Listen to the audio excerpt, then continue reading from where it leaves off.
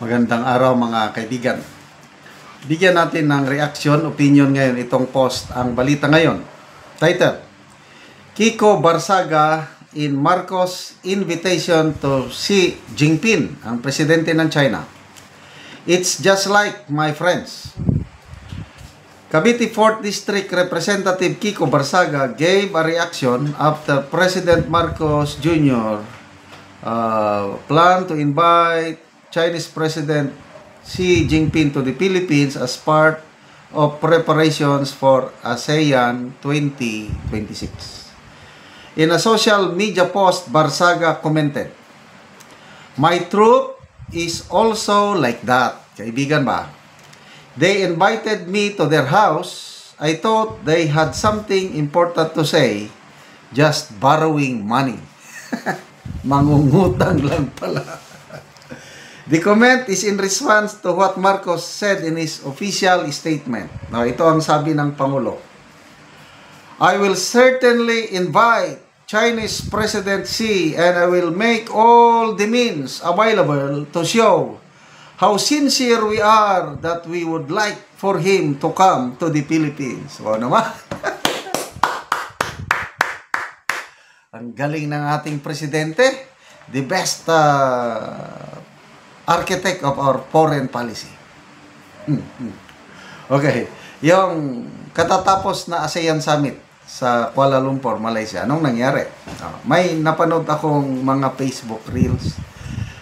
Yung halos lahat, na ASEAN head of states, yung kanilang speech, sinasabi nila ASEAN centrality, sinasabi nila they want to cooperate with China. Ibig sabihin, nakikipagkaibigan sa China. Ang Pilipinas lang, presidente natin, binabanatan niya ang China. Tapang. Talagang mga maanghang na salita ang binatawan niya kontra China. Bakit ganon? Yun nga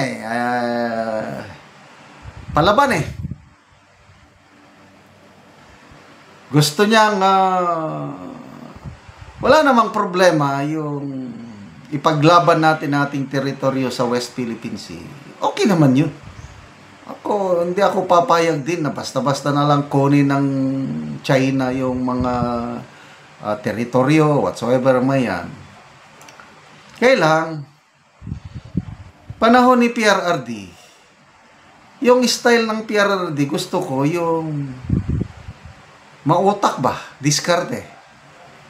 Hindi ba naman tayo handang makipagyera o makipagtigasan sa China? So, kinaibigan lang yung China. But at the same time, he saw to it na walang mawawala. Yung arbitral ruling, whatever, kung anong karapatan natin sa mga karagatan na yan, hindi niya winala. Kaya at the same time, kaibigan lang. So, anong resulta?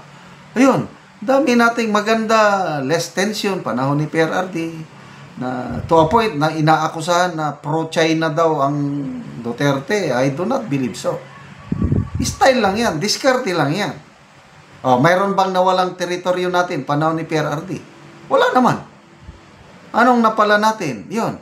Maraming Chinese tourists, nag-improve yung kalakaran, mga export natin na prutas, durian, nung una, dami nating ini-import-export na durian sa China. Saging, pineapple, marami, prutas.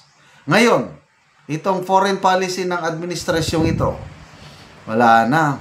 Ang China, naaway. Kumuha na ng prutas sa iba't ibang bansa. Example, yung durian, 1.6 ilang tons per year. Yung in-export natin sa need ng China, sa atin nang gagaling noon na, doon na sila sa Vietnam kumuha. Kasi ang Vietnam, hindi naman niya inaaway ang China. So, yun po ang mga repercussions ng foreign policy ng Pangulo na palaban siya pagdating sa China.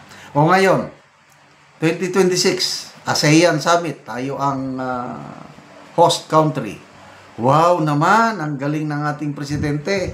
Ulitin ko nga yung sabi niya, I will certainly invite Chinese presidency, and I will make all the means available to show how sincere. Wow. Sincere ko, no? Depende ang pagtanggap ng China kung sincere ka. O, ano sa tingin nyo? Sa Kuala Lumpur, I don't know, no? Wala naman. Hindi naman nagpunta doon si Chinese presidency sa Kuala Lumpur. Nagpunta ba? So next year, yes, invite. Wala mang problema yan. Anytime, mag-invite. But the problem is, will the Chinese president accept the invitation? Will the Chinese president come here in the Philippines to attend the ASEAN Summit? Well, ideally, maganda sana. Kasi mas maganda yung nag-uusap eh. Para lalong ma-improve ang ating relasyon with China. Kasi kung ako lang yung tatanungin, kailan let's be friends to all, enemy to no one. Amerikano, US, dati na nating kaibigan yan. I-maintain natin ang pakikipagkaibigan. But not to a point na kinakaibigan mo ang US, napapalayo o nagkakaroon tayo ng tension sa China, which is not good. Bago pa nagka-US alay tayo, matagal na mga ninuno natin nakikipagkalakaran na tayo sa China. Meron nga akong nabasa yung Filipino Sultan ba yun? Nagbisita sa Chinese Emperor nung una pa. Tapos along the way pabalik, namatay na lang siya sa China, nilibing doon. Nilagyan siya ng parangal, parang memorial marker in honor ng Chinese government. Mayroon siyang park in a certain province sa China kung saan doon na nailibing yung Filipino Sultan na yun. And that was how many years ago? Ganun po katindi ang relasyon natin with China. So ngayon, nang dahil lang sa mga isla-isla sa West Philippine Sea, nang dahil lang sa sulsulba ng US, ayun na, tumanggap na sila ng dinagdagan ng EDCA sites.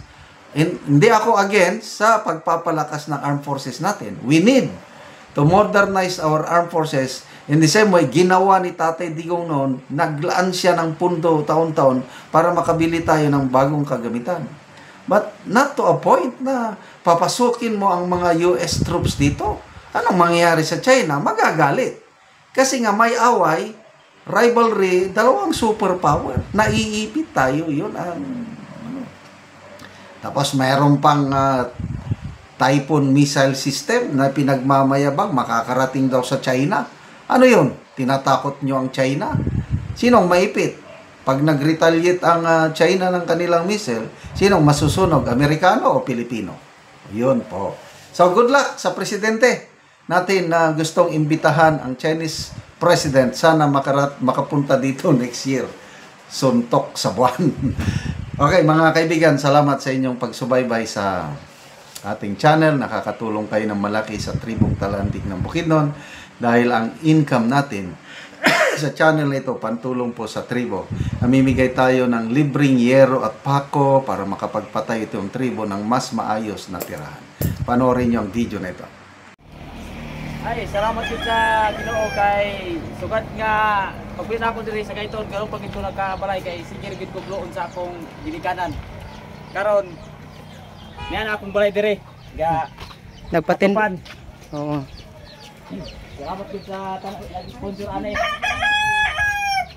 Inaot unta nga siya panalangin sa Ginoo. Nga dagang pagmatabangan nga mga tao.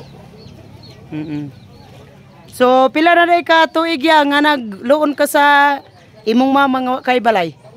Napulo na katuig. Napulo na ka tuig. So karon pa ka makabalay. Karon pa. Salamat gid sa tabang sa sin kay kung wala pa ang tabang sa sin, di pa gid ko kabalay.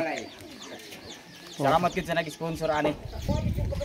Tungod sa kalisod, kung wala ang tabang nga sin, di pa gid ko ani kabalay.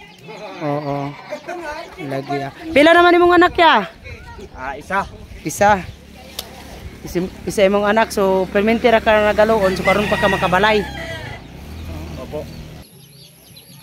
Salamat gid ani nga tabang nga sin kay inaot unta nga daghang pa nga matabangan sama nako nga nanginhanlan. Oo, lagi ya.